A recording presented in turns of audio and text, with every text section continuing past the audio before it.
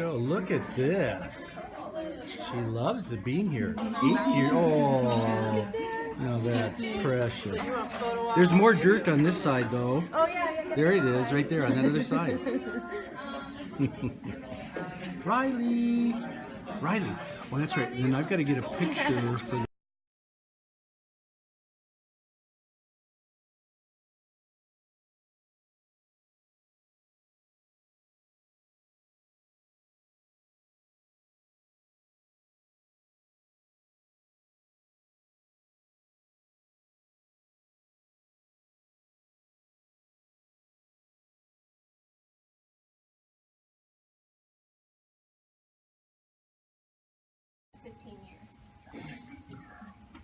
Some history about them. They're Australian cows, so they're from Australia, obviously.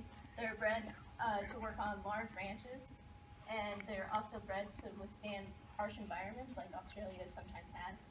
And back in the 1800s, they started selectively breeding for them to look close. They are really energetic, so they are not recommended for new owners. They're really affectionate with families and other dogs, but they're kind of hesitant towards strangers.